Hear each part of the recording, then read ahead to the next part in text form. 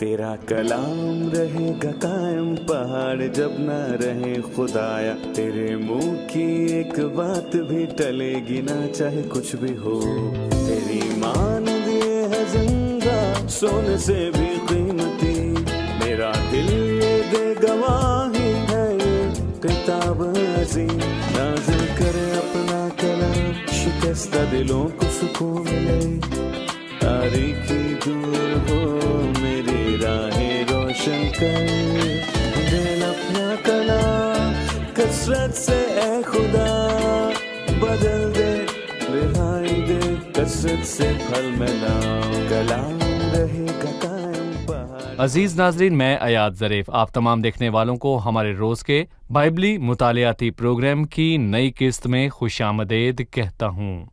در حقیقت میں اسے ایک سنہری موقع سمجھتا ہوں کہ ہم ساتھ مل کر حزقیل کی کتاب کا مطالعہ کر رہے ہیں، اور شاید بہت سے لوگوں کو معلوم نہ ہو کہ بائبل مقدس میں حزقیل نام کی کتاب بھی موجود ہے، اور بہت سے چرچز بائبل کے مطالعے میں اس کتاب کے نزدیک نہیں آتے۔ حزقیل کی کتاب پرانے عہد نامے کے انبیاء اکبر کی لکھی کتابوں میں سے ایک کتاب ہے، اور ہم کوشش کریں گے خدا ان کے فضل سے کہ ان خزانوں کو کھوج نکالیں جو خدا کے کلام میں پنہا ہے، خاص کر حزقیل کی کتاب میں۔ سو میں آپ کی حوصلہ افزائی کرنا چاہوں گا کہ میرے ساتھ اس مطالعے میں ضرور شامل ہوں، جس میں ہم حزقیل کی کتاب کے تمام بنیادی موضوعات کا مطالعہ کریں گے، جس میں 48 ابواب ہیں۔ اگر آپ کے کسی بھی حصے کے متعلق کسی قسم کے کوئی سوالات ہوں تو انہیں ضرور لکھیں اور ہمیں بھیجیں، ہم اس کا جواب دینے کی کوشش کریں گے۔ آج کی قسط میں ہم دوسرے باب کا مطالعہ شروع کریں گے۔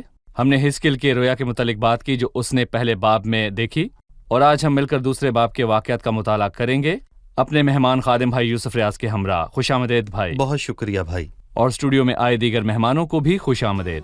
ناظرین، ہم ایک چھوٹے سے وقفے کے بعد مطالعے کا باقاعدہ آغاز کریں گے۔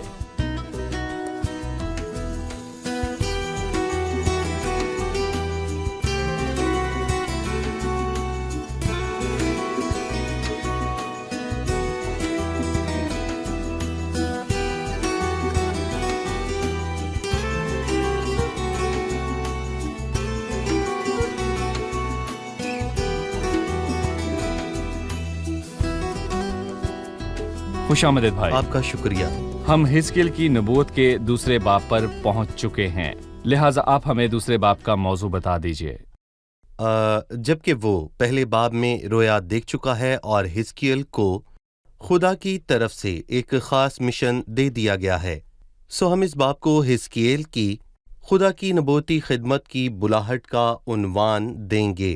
حزقیل کو خدا کی نبوتی خدمت کی بلاہٹ۔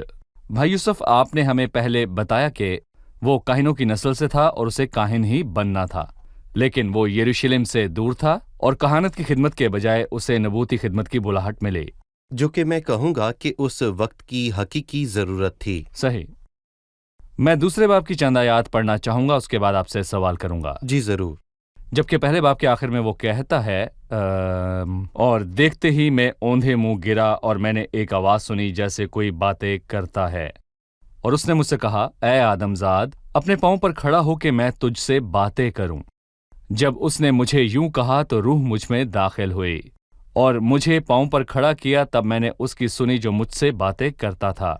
اس نے مجھ سے کہا، اے آدم زاد، میں تجھے بنی اسرائیل کے پاس، یعنی اس باغی قوم کے پاس جس نے مجھ سے بغاوت کی ہے، بھیجتا ہوں۔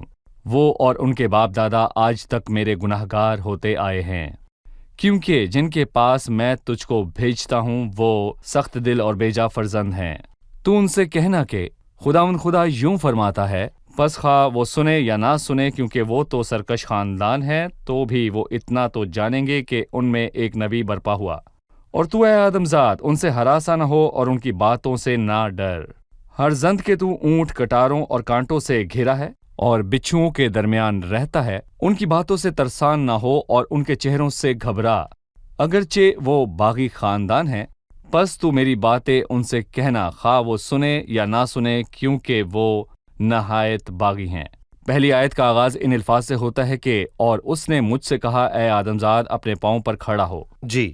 عربی ترجمے میں ابن آدم ہے۔ ابن آدم کے لقب کا حزقیل کی کتاب میں کیا کردار ہے؟ دیکھیں، خدا نے اسی لقب کو استعمال کرتے ہوئے حزقیل کو اسی کتاب میں 100 سے زیادہ مرتبہ مخاطب کیا، اور میں کہوں گا کہ دانیال نبی کو اس لقب سے صرف ایک بار مخاطب کیا گیا، لیکن جب ہم نئے عہد نامے پر پہنچتے ہیں تو ہم یہ دیکھتے ہیں کہ مسیح کی چاروں اناجیل میں سب سے بہترین لقب ابن آدم ہے، اور یہاں پر میں یہ بھی کہوں گا کہ اس کا مطلب صرف آدم زاد ہے، کیونکہ یہاں پر لوگ لوامی کی حالت میں ہے، یعنی کہ وہ میرے لوگ نہیں ہیں۔ خدا نے یہاں پر حزقیل کو ابن ابراہم نہیں کہا بلکہ ابن آدم کہا، اور یہ رد کیے جانے کا وہی لقب ہے جو مسیح کو دیا گیا۔ لیکن کیا مسیح کے لیے واضح طور پر کہا گیا کہ وہ آدم زاد ہے، یعنی اناجیل میں؟ نئے عہد نامے میں اسے ابن آدم کا لقب دیا گیا۔ ابن آدم آدم زاد اور ابن آدم کے درمیان کیا فرق ہے؟ لفظ آدم کا ذکر مثال کے طور پر زبور 8 میں کیا گیا، اور پھر انسان کیا ہے کہ تو اسے یاد رکھے، اور آدم زاد کیا ہے کہ تو اس کی خبر لے۔ اور میں کہوں گا کہ اس آیت کا یا ابن آدم کے لقب کا حوالہ عبرانیوں کے 2 باب میں بھی دیا گیا۔ عبرانیوں میں انسان کے 4 مختلف مترادف ہیں، جن میں سے ایک آدم ہے، اور اس لیے پرانے عہد نامے میں ابن آدم کا لقب استعمال ہوا۔ یونانی میں بھی 4 مترادفات ہیں، اور اسی لیے نئے عہد نامے میں بھی ابن آدم کا لقب استعمال کیا گیا۔ ابن آدم، اس سے کہا گیا کہ اے آدم زاد اپنے پاؤں پر کھڑا ہو کہ میں تجھ سے باتیں کروں، اور دوسری آیت میں کہا جب اس نے مجھے یوں کہا تو روح مجھ میں داخل ہوئی اور مجھے پاؤں پر کھڑا کیا۔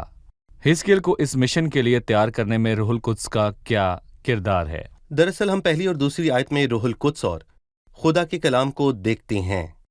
وہ کہتا ہے اپنے پاؤں پر کھڑا ہو تاکہ میں تجھ سے بات کر سکوں، سو یہاں خدا کا روح ہے اور خدا کا کلام ہے، اور در حقیقت دونوں ہمیشہ ساتھ ساتھ ہی رہتے ہیں۔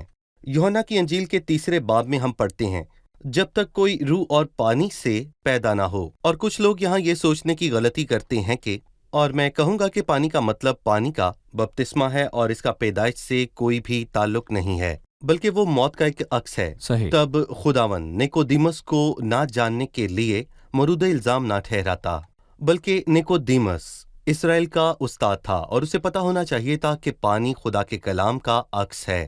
اور یہاں ہم دیکھتے ہیں کہ انسان خدا کے کلام اور روح القدس کے وسیلے نئے سرے سے پیدا ہوتا ہے، لیکن انسان نہ صرف خدا کے کلام اور روح القدس کے وسیلے نئے سرے سے پیدا ہوتا ہے، بلکہ یہ ایک خدمت بھی ہے۔ اسے خدا کے کلام کی بطور ہتھیار اور روح القدس کی قوت کی ضرورت ہے۔ سو میں اپنے الفاظ نہیں بلکہ خدا کا پیغام لوگوں تک پہنچاتا ہوں، اپنی قوت سے نہیں بلکہ خدا کے روح کی قوت سے۔ یقیناً پانی کا خدا کے روح کی علامت ہونا ہماری سوچ نہیں ہے، بلکہ پولس افسیوں 5 میں مسیح اور کلیسیا کے متعلق کہتا ہے تاکہ اس کو کلام کے ساتھ پانی سے غسل دے کر صاف کر کے مقدس بنائے۔ اسے صاف کر کے مقدس بنائے۔ اگر آپ یسایہ 55 کو پڑھیں تو آپ کو 1 سے زیادہ صورتیں ملیں گی جو یہ یقین دلاتی ہیں کہ پانی خدا کا کلام ہے۔ اے سب پیاسو پانی کے پاس آؤ، تم غور سے میری سنو، کیونکہ جس طرح آسمان سے بارش پڑتی ہے، برف پڑتی ہے، بلکہ زمین کو سیراب کرتی ہے، اسی طرح میرا کلام جو میرے منہ سے نکلتا ہے ہوگا۔ سو حزقیل کے لیے یہاں روح اور کلام خدمت میں قوت کو ظاہر کرتے ہیں۔ جی، جبکہ وہ خدمت کرنے کو جاتا ہے، ضرور اسے کلام سے خدمت کرنا اور روح پر تکیہ کرنا ہے۔ صحیح۔ اسی طرح جیسے نئی پیدائش خدا کے روح اور کلام کے وسیلے ہے، خدمت بھی اسی طرح کی جاتی ہے۔ خدمت کا ہتھیار اور خدمت کی قوت۔ ٹھیک ہے، میں اگلی آیات کی طرف بڑھتا ہوں۔ 3 آیت سے اس نے مجھ سے کہا اے آدم ذات، میں تجھے بنی اسرائیل کے پاس یعنی اس باغی قوم کے پاس جس نے مجھ سے بغاوت کی ہے بھیجتا ہوں۔ وہ اور ان کے باپ دادا آج تک میرے گناہ گار ہوتے آئے ہیں۔ اس قوم میں حزقیل کے مشن کی نوعیت کے حوالے سے بتائیں اور اس قوم کی صفات کے حوالے سے بھی۔ جی، دراصل حزقیل 1 کے تاریخ اور مشکل ایام ہمارے جیسے ہیں۔ 2 تیموتھیوس میں ہم پڑھتے ہیں کہ ایک وقت آئے گا اور وہ وقت یقیناً آئے گا۔ وہ کہتا ہے کہ ایک وقت ایسا آئے گا کہ لوگ صحیح تعلیم کی برداشت نہ کریں گے بلکہ کانوں کی کجلی کے باعث اپنی اپنی خواہشوں کے مطابق سب استاد بنیں گے۔ سو مسئلہ استادوں کی کمی کا نہیں تھا، وہ بہت ہیں، لیکن افسوس کہ وہ خدا کے کلام سے نہیں بولتے بلکہ اپنی خواہشوں کے مطابق بولتے ہیں۔ اور میرا یہ ماننا ہے کہ آج ہم ویسے ہی دور میں ہیں کہ لوگ اپنی من چاہی باتیں سننا چاہتے ہیں، نہ کہ خدا کے کلام کی، بلکہ کانوں کی کجلی کے باعث اپنی اپنی خواہشوں کے مطابق بہت سے استاد بنا لیے ہیں، اور اپنے کانوں کو حق کی طرف سے پھیر کر कहानियों पर मुतवज्जो हो गए हैं और यहाँ खुदावंद हिजकिय्याह को चौकन्ना करता है कि वो ऐसे बागी लोगों में जाता है जो खुदा के कलाम को नहीं सुनते। और हिजकिय्याह के 33वें बाब में हम देखते हैं कि लोग जत्थों में आकर नबी की बातों को सुनते हैं, लेकिन वो वही सुनना चाहते हैं जो वो पसंद करते हैं, क्योंकि वो तेरी बातें सुनते हैं पर अमल नहीं करते। दर हकीकत इस कौम की बगावत आज की नहीं है, बल्कि वो कहता है कि आज तक। और इसकी शुरुआत कब हुई? आप इस्तिस्ना में वाज़े तौर पर देखते हैं कि मूसा कौम से कहता है कि जिस दिन से मेरी तुमसे वाकफियत हुई तुम बराबर खुदा से सरकशी करते रहे हो। जब से खुदा ने मूसा नबी को पहली बार ही भेजा, ये लोग खुदा के नाफरमान रहे हैं। हिजकिय्याह तक जो असीरी के दिनों का आखिरी नबी है, पर अफसोस कि वो खुदा की नाफरमानी करते आए। खुदा के कलाम की नाफरमानी करना सिर्फ उसे सुनने से मुख्तलिफ है। अच्छा है कि आपने एक बहुत ही अच्छे मुद्दे पर बात की जो हमारा खुदा के कलाम पर रद्द अमल है। मतलब कलाम रद्द किया जा सकता है, लोग खुदा के कलाम को सुनना नहीं चाहते, लेकिन जो बात और भी खतरनाक है वो ये कि लोग सिर्फ खुदा को सुनते हैं और खुदा के कलाम को नज़रअंदाज कर देते हैं। हम लोगों की बड़ी भीड़ को देखते हैं जो इबादत खानों में मौजूद होती है, वो खुदा की पाकीज़गी और खुदा के जलाल के एहतराम के हवाले से कलाम सुनते हैं, लेकिन इसके बाद क्या करते हैं? अहम बात यह है कि हम कलाम के वसीले से खुद को जांचें और परखें और उसे अपनी जान को खालिस करने की इजाज़त दें। हमें खुदा के कलाम पर ऐसा रद्द अमल देने की ज़रूरत है।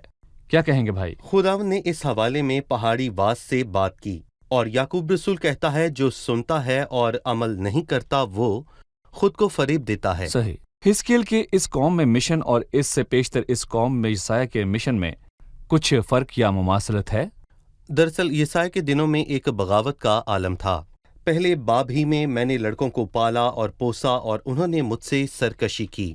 बैल अपने मालिक को पहचानता है और गधा अपने मालिक की चरनी को, लेकिन बनी इसराइल नहीं जानते। यशायाह 6 में खुदावंद उसे कहता है, मैं तुझे अपने लोगों में भेजूंगा और वो तेरी बातें सुनेंगे, लेकिन ना वो उन्हें समझेंगे और ना उनके मुताबिक अमल करेंगे। यही सूरत हाल यहाँ है। यशायाह 6 में जा और उन्हें कह, तुम सुना करो पर समझो नहीं, तुम देखा करो पर बूझो नहीं।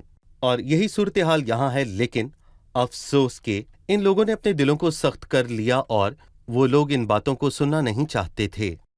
और जब हम इब्रानियों 3 को पढ़ते हैं, इसलिए लिखा है, बस जिस तरह रूहुल कुद्स फरमाता है कि तुम उसकी आवाज सुनो। सही। अभी हम एक रिपोर्ट देखेंगे, उसके बाद मुताले में आगे बढ़ेंगे। खुदा के रूह ने हिजकिय्याह को वो कुव्वत बख्शी जो उसे उन कामों को करने को दरकार थे जो उसे सौंपे गए। जब खुदा आपको कुछ करने को बुलाता है, वो आपको उसे करने की कुव्वत भी बख्शता है। मजीद ये कि खुदा का काम खुदा की कुव्वत के बगैर नहीं हो सकता। बेहतरीन नतीजा जिस पर हम पहुंच सकते हैं ये है कि हम वो काम अपने दम पर नहीं कर सकते जिसका हुक्म खुदा ने हमें दिया है।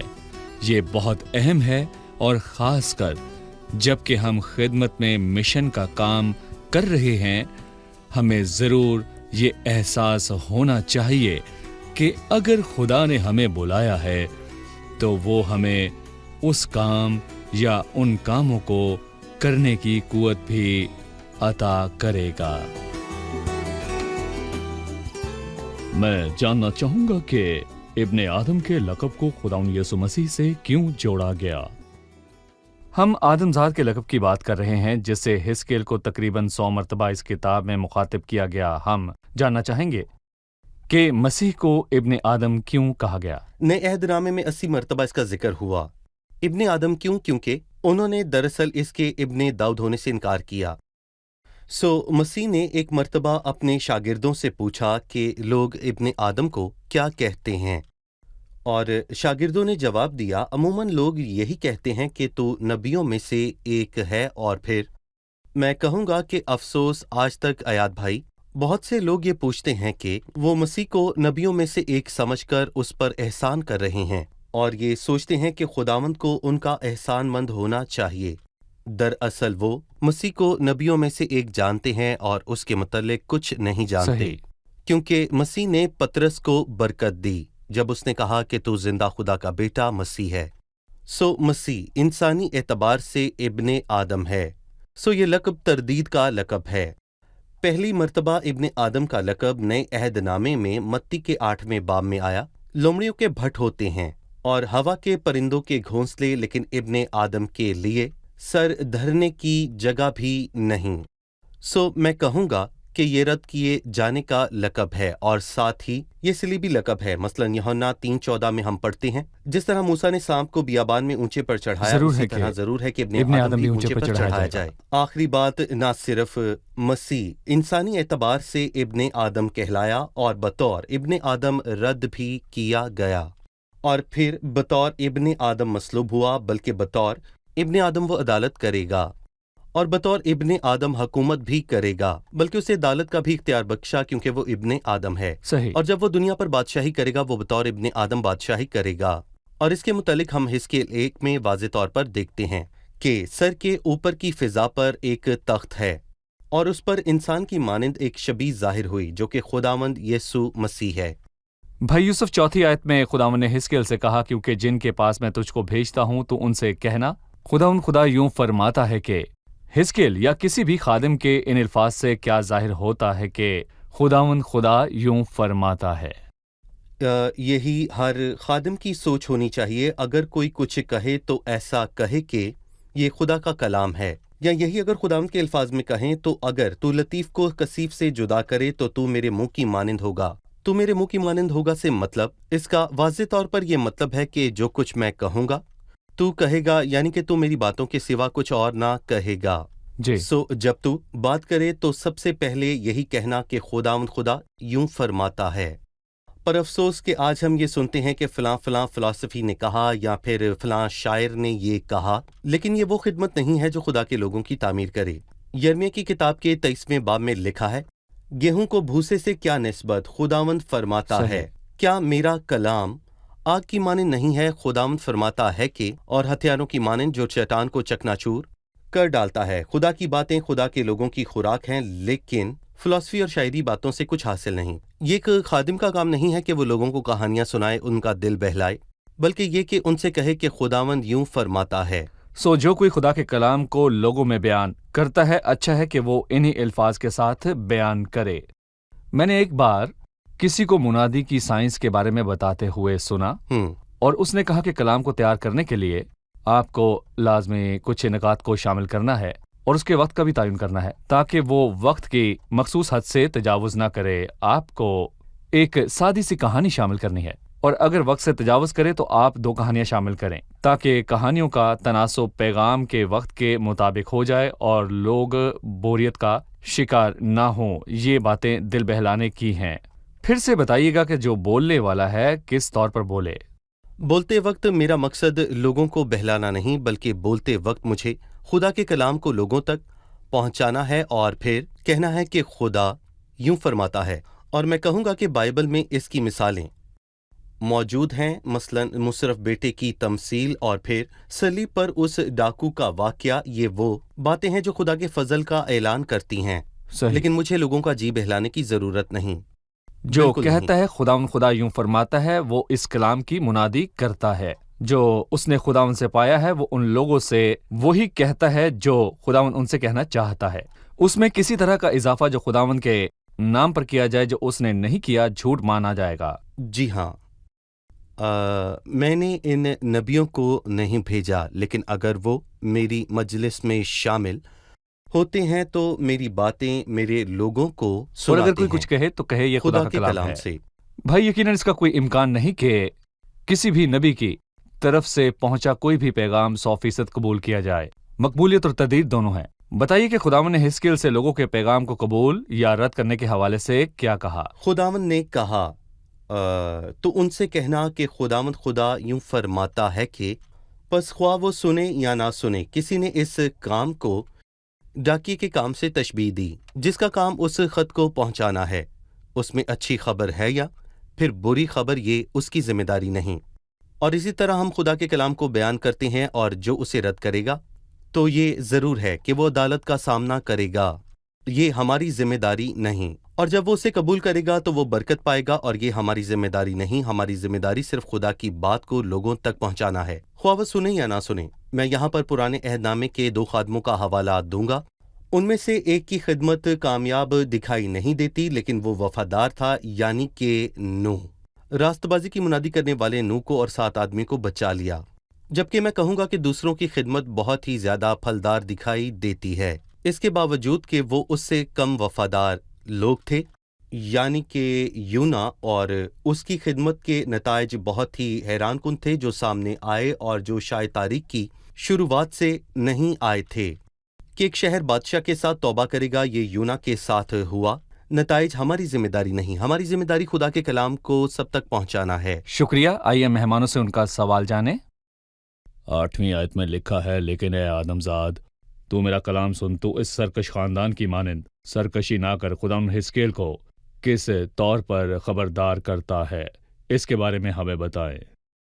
بھائی یوسف، 8ویں آیت میں حزقیل کے لیے خبرداری ہے کہ وہ یہودا اور اسرائیل کے گھرانے کی مانند باغی نہ ہو۔ مجھے اس خبرداری کے متعلق کچھ بتائیے، اس بارے میں آپ کی کیا رائے ہے؟ یہاں ایک خبرداری اور حوصلہ افزائی دونوں ہے۔ خبرداری یہ ہے کہ باغی نہ ہو، کیونکہ باغی خادم بے شک افسوسناک حالت میں ہے۔ تو باغی لوگوں میں جاتا ہے، لیکن فرما بردار رہنا چاہیے۔ وہ میرے پیغام پر کیسے ہی رد عمل دیتے ہیں، لیکن اگلی بات میں وہ اسے یہ کہنا چاہتا ہے کہ تو اپنا منہ کھول اور جو کچھ میں تجھے دیتا ہوں کھا لے۔ مجھے نہ صرف خدا کے کلام کو ذہن سے سمجھنا ہے، اسے کھا لینا ہے تاکہ اس کے ساتھ ایک ہو سکوں، کیونکہ جب ہم کھانے کو کھاتے ہیں تو وہ بدن میں اتر کر جزوی بدن بن جاتا ہے، میں اس کے ساتھ ایک ہو جاؤں۔ اور اسی لیے خداوند اسے کہتا ہے کہ کلام کے ساتھ ایک ہو جا، اور خداوند کہتا ہے کہ تو فقط اپنے کلام پہنچانے والے سے جسے تو سنتا ہے، بلکہ یہ کلام تیری ہستی کی بنیاد ہو جائے۔ جو کچھ میں تجھے دیتا ہوں کھا لے، تمہار کو کھا لے، کلام کو کھا لے، یعنی کہ ایک ہو جا۔ اور یرمیہ نے 15ویں باب میں کہا، تیرا کلام ملا اور میں نے اسے نوش کیا، تیری باتیں میرے دل کی خوشی اور خرمی تھیں۔ بھائی، اس سے پہلے کہ ہم باب کے آخری حصے پر بات کریں جو کتاب کے تمہار کے حوالے سے ہے، ہمیں ایک بہت ہی اہم نقطے پر بات کرنا ہے جو آپ نے ذکر کیا۔ جی، جو کلام کو بیان کرتا ہے، اس سے پہلے اسے کھانا ہے، اس کے ساتھ ایک ہونا ہے، اور اس سے باغی نہیں ہونا۔ یعنی کہ یہ مناسب نہیں کہ صحیح۔ وہ لوگوں سے کہے کہ خداوند ناپاکی کو یا زر کی دوستی کو برداشت نہیں کرتا، جبکہ اس میں خود ناپاکی اور زر کی دوستی ہو۔ ایک خادم کی زندگی میں دوہرے معیار اور ایک خادم کے کلام سے مکمل طور پر ایک ہونے کے حوالے سے کچھ بتائیں۔ بھائی ایاد، ایک خادم اس معاملے میں خود کو عدالت میں کھڑا کرتا ہے، یعنی کہ یعقوب کی پہلی 3 آیات میں لکھا ہے، اے میرے بھائیو، تم میں سے بہت سے استاد بن گئے ہیں، کیونکہ تم جانتے ہو کہ ہم جو استاد ہیں زیادہ سزا پائیں گے۔ اور رومیو 2 میں لکھا ہے، پس تو جو اوروں کو سکھاتا ہے اپنے آپ کو کیوں نہیں سکھاتا؟ تو جو واز کرتا ہے کہ چوری نہ کرنا، آپ خود کیوں چوری کرتا ہے؟ پر افسوس کے ساتھ میں کہوں گا کہ لوگ ایسی تعلیم دیتے ہیں مگر اس کے برعکس جیتے ہیں، اور اس علم کا جس کا وہ بیان کرتے ہیں اور ان کے کردار کا آپس میں کوئی تعلق نہیں ہوتا۔ لیکن ایک کامل خادم جو کہ مسیح ہے، اپنی تعلیم کے مطابق کرتا ہے۔ وہ اپنے کام اور کلام میں قادر تھا، یعنی کہ پیشتر اس کے کہ وہ تعلیم دے، اس نے کر کے دکھایا۔ اس سے ہمیں سبق ملتا ہے کہ کسی بھی خادم کو کلام سیکھنے کے لیے وقت گزارنا ہے، صرف کلام کی تیار جتنی تعلیم حاصل کرنے کے لیے نہیں، بلکہ خود کو کلام کے مطابق پرکھنے کے لیے اور کلام کو اپنے دل میں بسانے کے لیے، تاکہ وہ کلام کے ساتھ ایک ہو جائے، اور جب وہ لوگوں سے مخاطب ہو تو کلام کے ساتھ ایک ہو۔ تب اس کی تعلیم اور اس کی اپنی حقیقت میں جدائی یا فرق نہ رہے گا۔ بہت بار ہم لوگوں کو اس پھندے کا شکار ہوتے دیکھتے ہیں، اور ہمیں یہ بھی خطرہ لاحق ہے کہ ایک خادم خدمت میں مصروف ہے اور وہ خود اپنے لیے وقت نہیں نکال رہا۔ خداوند اس سے بات کر سکے، اسے خالص کر سکے اور اسے کلام کے نزدیک لائے۔ ہمیں وہ جاننا ہے جو کلام ہمیں بتاتا ہے، اس سے پہلے کہ ہم لوگوں سے بات کریں۔ پولس نے تیتس سے کہا کہ سب باتوں میں اپنے آپ کو نیک کاموں کا نمونہ بنا۔ اگر میری زندگی مثالی زندگی نہیں تو میری تعلیم میں کوئی تاثیر نہیں ہوگی۔ صحیح۔ اور میں نے نگاہ کی تو کیا دیکھتا ہوں کہ ایک ہاتھ میری طرف بڑھا ہوا ہے اور اس میں کتاب کا تومار ہے، اور اس نے اسے کھول کر میرے سامنے رکھ دیا۔ اس میں اندر باہر لکھا ہوا تھا، اور اس میں نوحہ اور ماتم اور آہ و نالہ مرقوم تھا۔ بھائی یوسف، ہمیں بتائیے کہ وہ کون سی باتیں ہیں جو کتاب کی تمہار میں لکھی ہیں؟ گویا وہ کہتا ہے کہ اور اس میں نوحہ اور ماتم اور آہو نالا مرکوم تھا، اور یہ بائبل کا ایک پہلو ہے، اور بائبل میں یہ ہے کچھ لوگوں کی خواہش ہوتی ہے کہ ایک خادم کو صرف خدا کی محبت اور آسمانی باتیں کرنی چاہیے۔ یہ اچھی بات ہے، لیکن یہ انجیل کا ایک حصہ ہے، نہ کہ پوری انجیل ہے۔ صحیح۔ جو ایمان لائے اور بپتسمہ لے وہ نجات پائے گا، اور جو ایمان نہ لائے وہ مجرم ٹھہرایا جائے گا۔ جو بیٹے پر ایمان لاتا ہے ہمیشہ کی زندگی اس کی ہے، اور جو بیٹے پر ایمان نہیں لائے گا زندگی نہ دیکھے گا۔ یہ ایک پہلو ہے جسے لوگ پسند نہیں کرتے۔ دیکھیں، اگر مجھے اپنی شہرت میں اضافہ کرنا ہے تو میں صرف وہی کہوں گا جس سے لوگ خوش ہوتے ہیں، صحیح۔ نہ کہ وہ جس سے وہ اداس ہوتے ہیں۔ تو میں سکے کے دونوں رخوں کو نظر انداز کر دوں گا، اور یونا کا پیغام جس کا ذکر میں نے پیشتر کیا تھا، 40 روز بعد نینوا برباد کیا جائے گا، پر اس کے باوجود اس کی خدمت پھلدار رہی، اور ہمیں خدا کی باتوں کو پہچاننا ہے۔ جی ہاں، جو ایمان لائے نجات اور برکت پائے گا، اور جو ایمان نہیں لائے گا تو سب جانتے ہیں کہ اس کا کیا ہوگا۔ اس کے ساتھ کیا ہوگا؟ یقیناً جو ایمان نہیں لائے گا عدالت کا سامنا کرے گا۔ وہ اس دن کے قہر کے لیے اپنے واسطے عذاب کما رہا ہے جس میں خدا کی سچی عدالت ہوگی۔ شکریہ بھائی یوسف، آپ کے ساتھ مطالعے کا بہت لطف آیا۔ آئیے اب مہمانوں سے ان کی رائے جانتے ہیں۔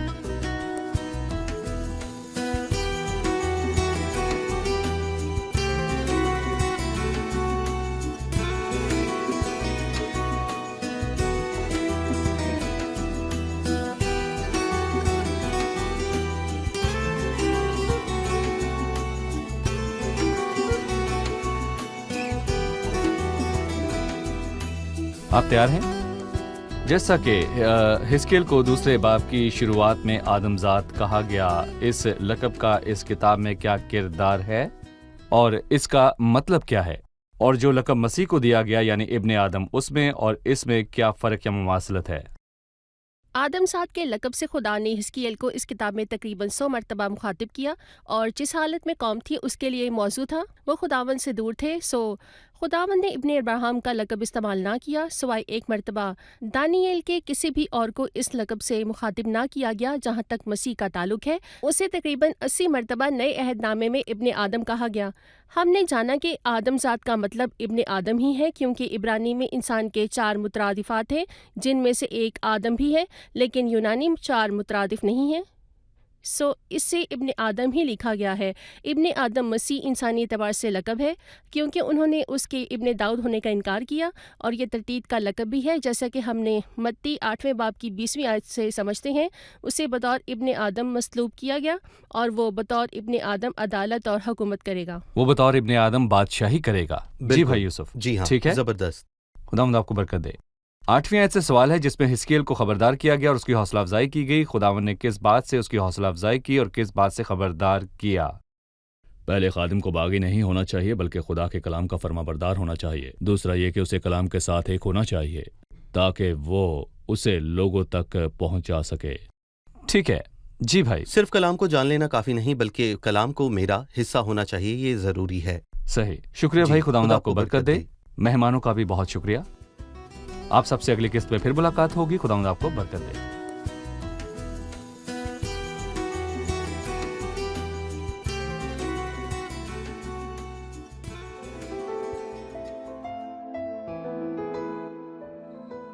تیرا کلام رہے گا قائم، پہاڑ جب نہ رہے خدایا، تیرے منہ کی ایک بات بھی ٹلے گی نہ، چاہے کچھ بھی ہو۔